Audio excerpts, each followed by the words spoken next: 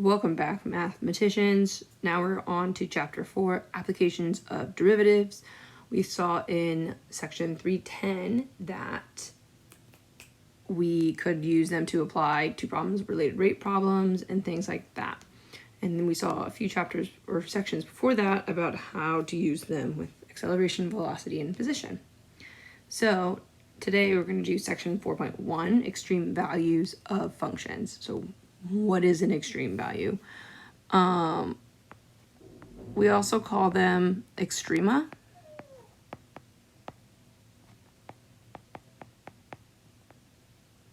So if you're like asked to find all extrema, it means all extreme values.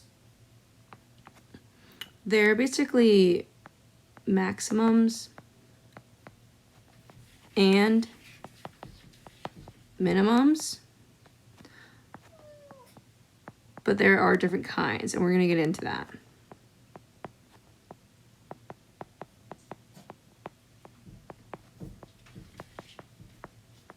Alrighty, 1 second.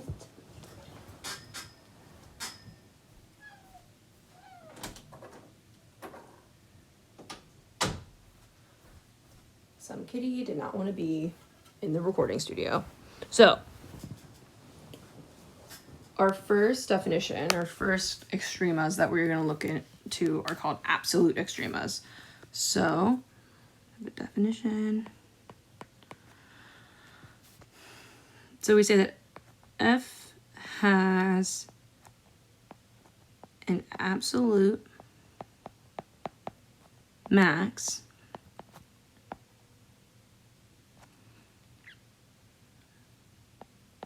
on the domain of f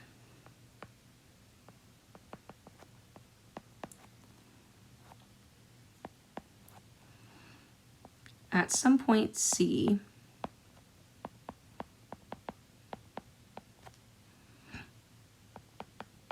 if f of x is less than f of c for all x in the domain. So every other function value is smaller, making f of c the biggest. Alright? So then we have a similar, I wonder if I can do something like this. Oh, nope, just kidding, we'll put that back.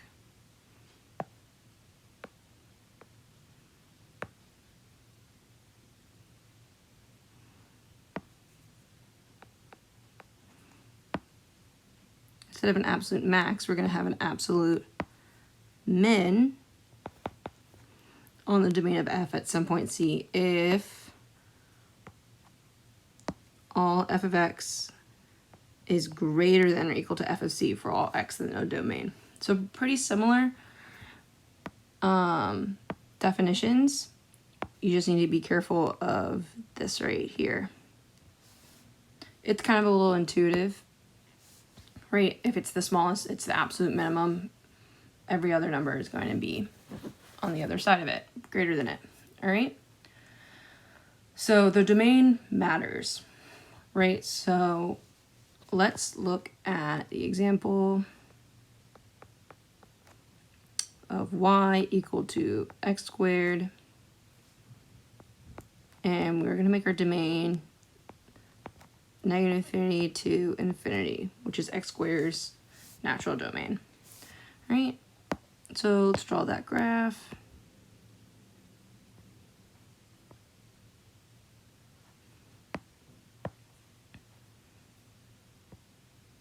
And we know it looks kind of something like that, right? Well, clearly we can see that right at x equals 0, there is going to be an absolute min. Well, these two lines just keep going up and up and up and up. So we can say that there is no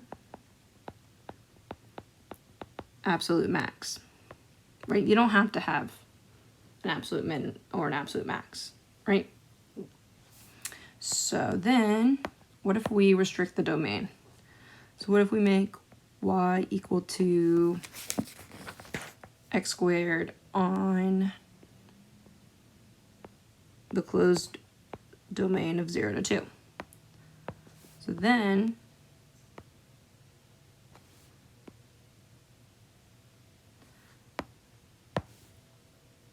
we're just looking at this.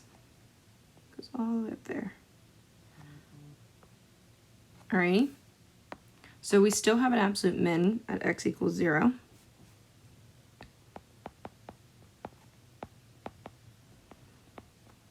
What about a max? Right, so at x equals 2, right up here, we have an absolute max.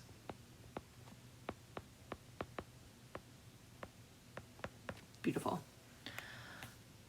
Alrighty, so this kind of yields us a really important theorem called the extreme value theorem. There we go. So this is theorem 4.1.1, and it has a name.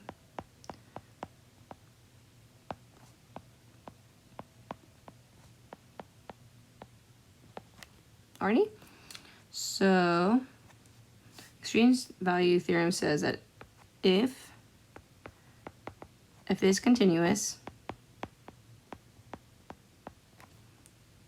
on a closed interval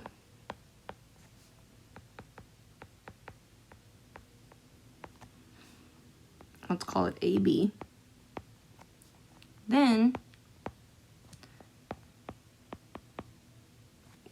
f attains, so attains usually means like has, so it attains both an absolute max, let's call that capital M, and an absolute min. We're going to call that little m. And both of those are in AB. Alrighty? So what if we had a graph look like this? Boop-a-doo.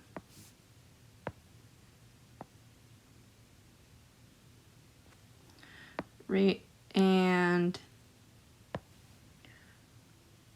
we're on this closed interval. Here's A, here's B,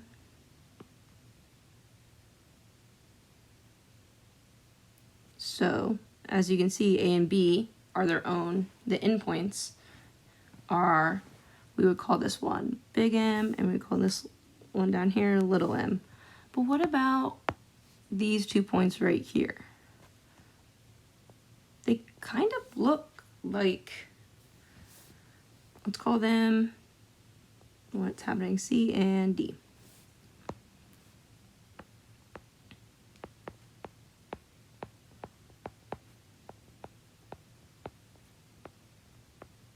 Aren't they like gonna be extrema as well? Like they look like, that looks like a max kind of, but like it's not the overall max.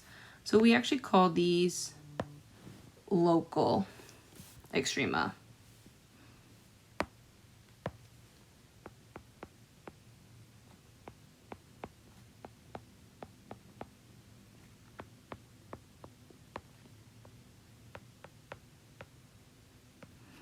All right, and we also have a formal definition for those as well. So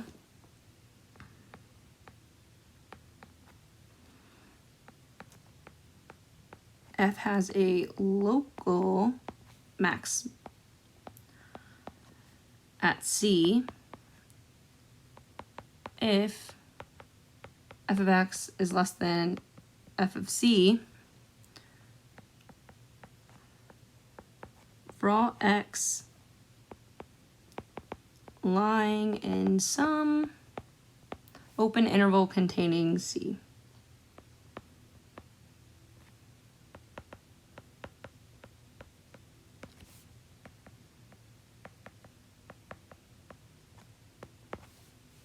So basically, even though it's not the absolute max, if we're looking at C, we can see on some neighborhood that most numbers around it are smaller than it. All right? So we also have a similar definition for minimum. I just want to take all of this.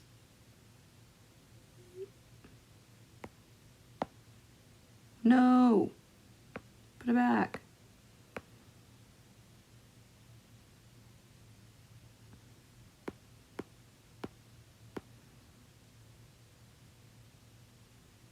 Okay, cool. So F has a local minimum at C if, scroll down a little bit, all the numbers are now larger than it. So similar to before, these are kind of the main differences between the max and the min. Alrighty, so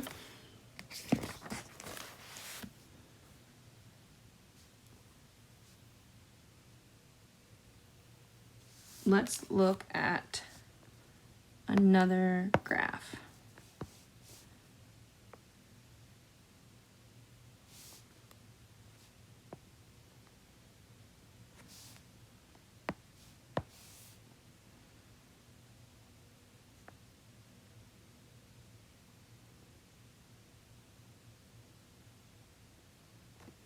Alrighty, so we have, here's A, here's B, our closed interval. Alrighty, so if we go through here, and let's mark, this is gonna be C, D, oops, I made that not a function.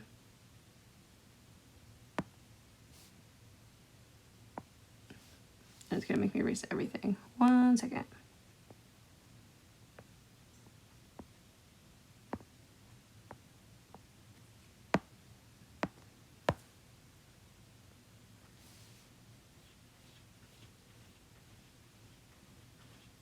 There we go.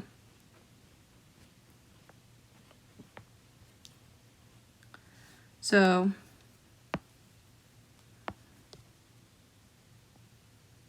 we'll call this one C, this one D, and this one, that's supposed to be D, E. Alrighty, so we can see that A is,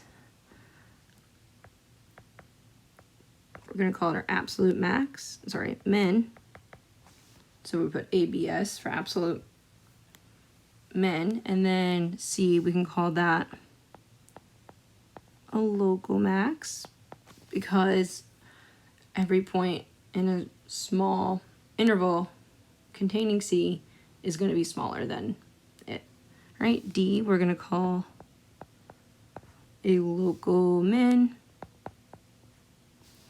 E is going to be absolute max because there's no more points higher than it.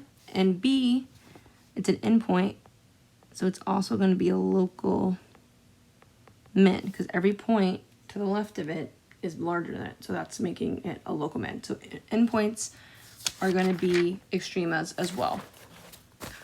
Well, what if I look at A and E, right? E doesn't look like an E. There we go. So what are they local maxes and mins? Or are they just absolutes? So absolute extrema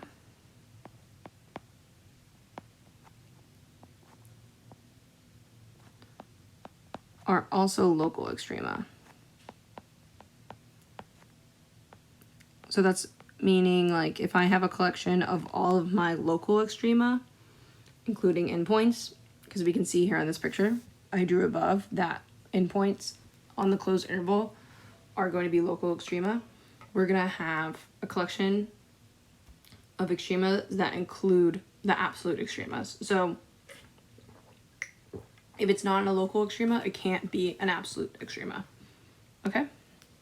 But what if I don't have the graph? Like, how do I find these points? Or these values? So we have what's called the first derivative theorem. I'm just going to call it 4.1.2. And it says that if f has a local,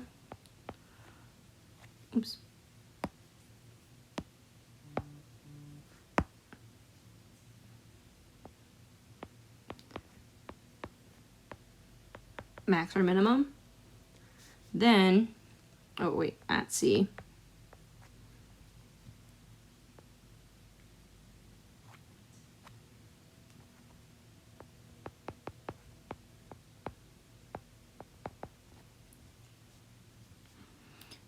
and f prime is defined at C, then f prime of C is equal to 0. Perfect. So we can see the picture I drew above at C, it has a horizontal tangent, meaning that its derivative is equal to 0. Same with at D. If I drew E a little better, it also would have something like that. Alrighty? So, what can we do with this? We have to be careful with this because it's not always, the opposite is not always true, right? So if there's a local extrema and the derivative is defined, then the derivative will equal to 0. Just because the derivative equals to 0 does not mean there's a local extrema.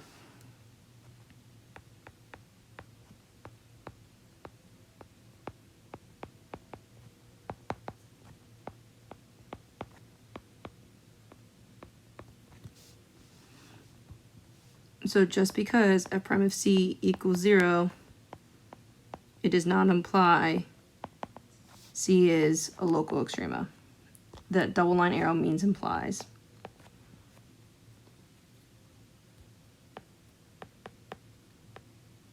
All right, so I'll show you a quick example of that. It's probably one of my favorite examples, my go-to. Right, and we're gonna see y equals x cubed.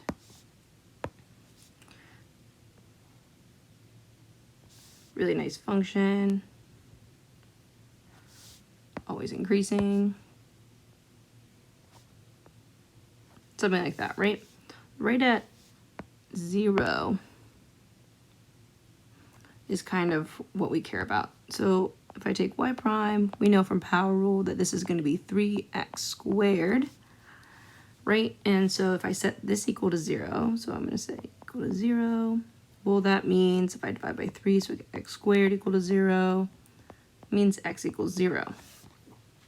Well, looking at it, that means that it should be a max or min, but every point around it is either on the left-hand side, it's bigger than everything. On the right-hand side, it's smaller than everything. So it's not, I can't call it a maximum and a minimum. But it's still an important point. And we actually have a fun name for it. So for some reason I said this is a theorem, it's a definition. So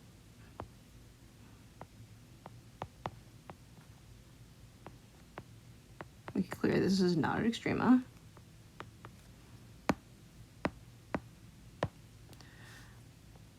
But it does get a name. So if f prime of C is equal to 0, or f prime of C is undefined, okay, I'm dividing by 0, then x equals c is called a critical point.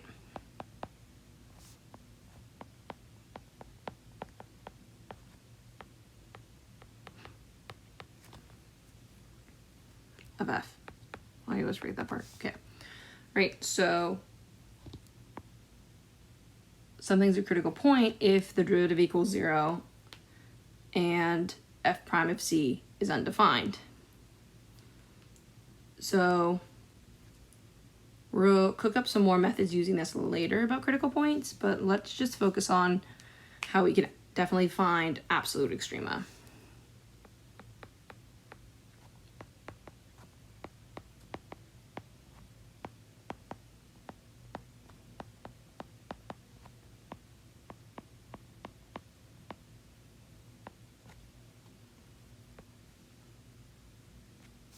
So step 1, we're going to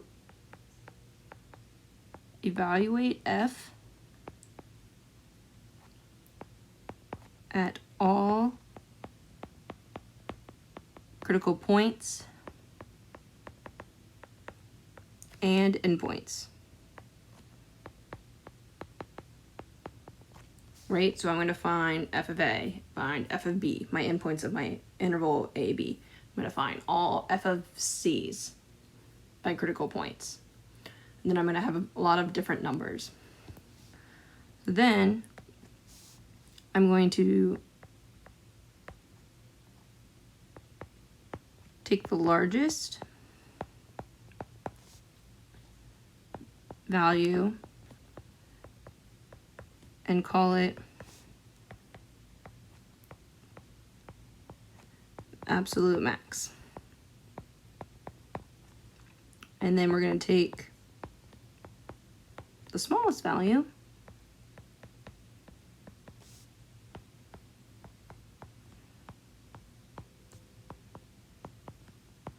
and call it the absolute minimum.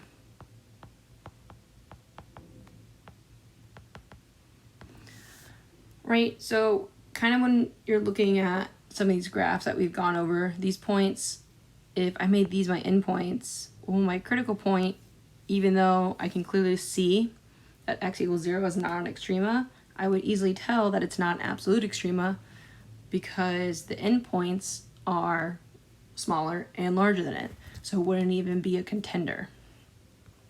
Same for this picture up here. I would put in all these points. Well, this one's the largest on my interval, so it's my absolute max, and same with my endpoint. It's an absolute min. Alrighty? So we're gonna cook up some better methods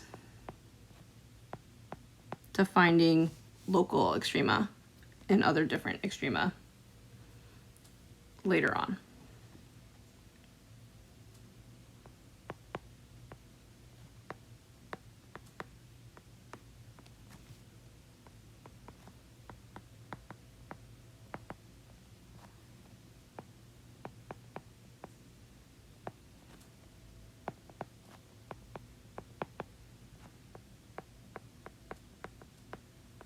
All right, so let's do a few problems. Alrighty, so example, where'd it go? 24, so 4.1.24. We're given that f of x equals 4 minus x cubed, and our domain is that x is between -2 and 1. Alrighty, so we are asked to find the absolute max and minimum values of each function on the given interval. Alright?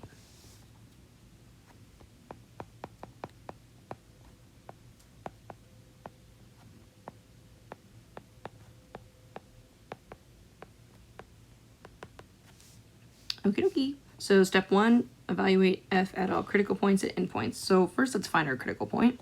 So we're going to take the derivative, right? So 4's derivative is 0, power rule gives me negative 3x squared. I'm going to set that equal to 0. And what do we get? We get that x is equal to 0. All right? So then to the side, I'm going to do f of negative 2, which is 4 minus negative 2 cubed, which will be 4 plus 8. Yeah, so that's 12. And then f at 1, which will be 4 minus 1, which is 3. And then f at our critical point, which is 0. And that's going to give me 4. So I can say that the absolute max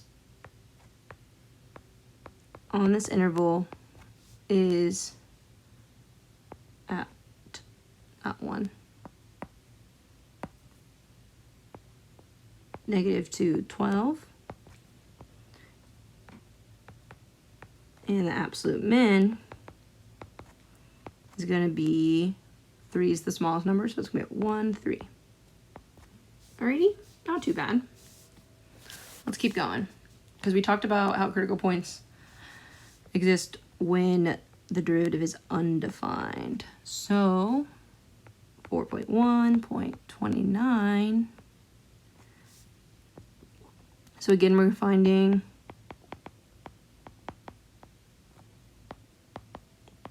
absolute max and absolute min. Okay? Our function now is that f of x equals square root of 4 minus x squared. I'm gonna have to do, wow, that's the ugliest x I've ever seen. Okay, beautiful. And for some reason, all of the intervals that I chose to do examples for are negative 2 to 1. I thought that was pretty funny. Alrighty, so I like to find my critical points first. We're gonna do f prime of x. It's gonna equal 1 over 2 root 4 minus x squared times the derivative of 4 minus x squared, right? That was the derivative of the outside, with the inside still the same, times minus 2x, right? And then those 2's are going to cancel out. So I don't need you. So I'm left with negative x over the square root of 4 minus x squared. Okay, so when a rational function is equal to 0, that's when the numerator equals 0. So if I'm looking for when f prime of x equals 0, I'm just going to be looking at the numerator. If I'm looking at when f prime of x is undefined, that's when the denominator equals 0. I hope that makes sense. Alrighty, so, and then we know for the function to equal 0, the numerator needs to equal 0, because if you were to solve for this and you multiplied over the square root of 4 minus x squared times 0, you just get to where we are right now. So that means that x equals 0 is a critical point, and let's see, this is equal 4 minus x squared. So x squared equals 4. So that means that x is equal to 2 and negative 2. But remember, critical point just is in the domain, right? So if we're looking at our intervals negative 2 to 1, I don't care about 2.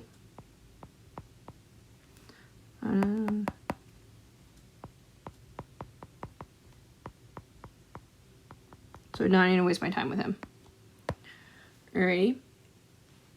So now we need to find f of negative 2, which is also an endpoint, so that's kind of nice. We're going to find f at 0. Our other critical point, f at 1. So remember, we're plugging these into f, not f prime. Okay, so we're plugging -2, so I'm going to get square root of 4 minus 2 squared, and that's going to give me 4 minus 4, 0. Square root of 0 is 0. Plug in 0. I'll get the square root of 4, and that will just give me 2. If I plug in 1, I get 4 minus 1, and that's just the square root of 3. I believe that's somewhere in between, around 1.5, but I could be absolutely wrong.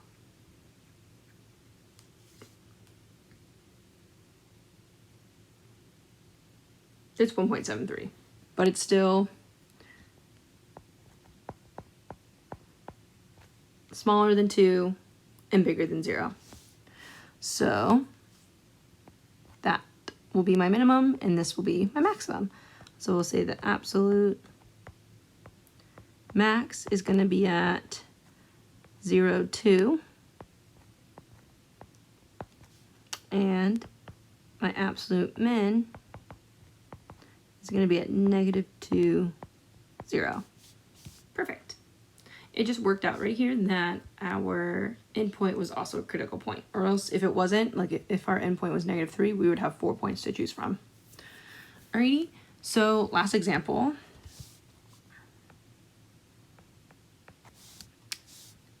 I kind of wanted to show you 3 different unique things or functions. Okay, so blah, blah, blah, we're finding the absolute max and absolute min. So g of x equals e to the x squared. Sorry, the negative e to the x squared. And we are between -2. Oh, let me write it how they write it. What? I can erase partially? Not really. Okay.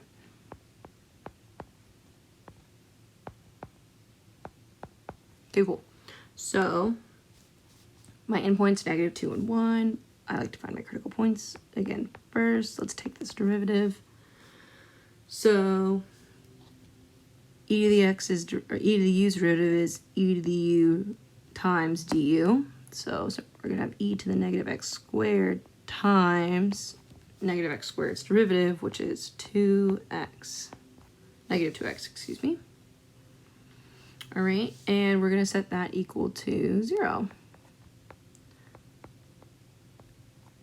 Can an exponent ever equal 0? Like an exponential, like can e to the negative x squared ever equal 0?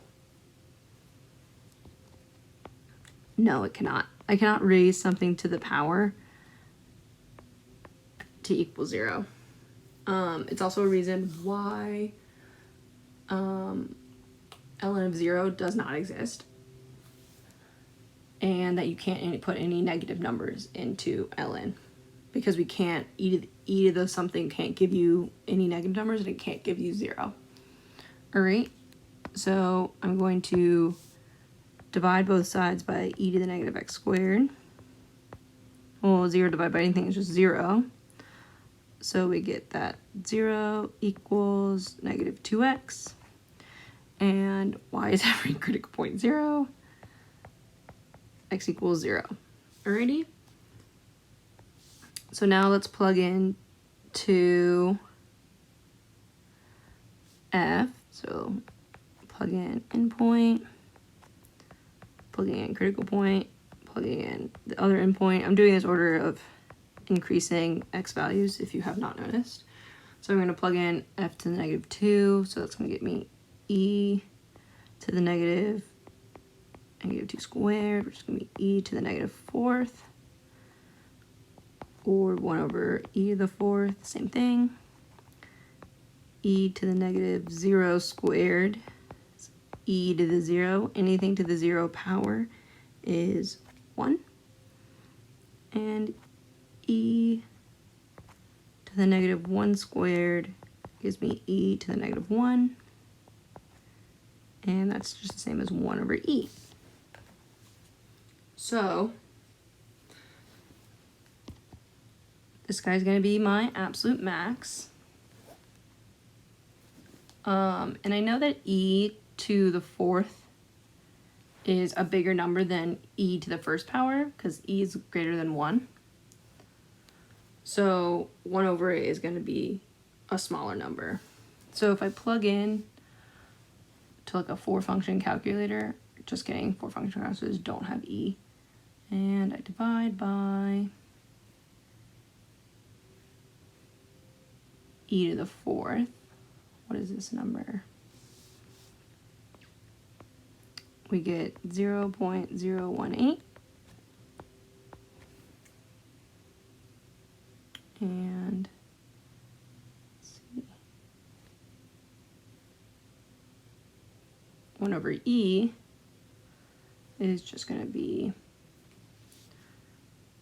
0.368. Okay, cool. So this guy is going to be my minimum. So we can write the absolute max is going to be at 0, 1. And my absolute min is going to be at -2, 1 over e to the 4th. All right, and we're done. So this is really good practice for what's to come, so I would get really comfortable with this. We have one more section for today, and that's on the mean value theorem. So I will see you guys there.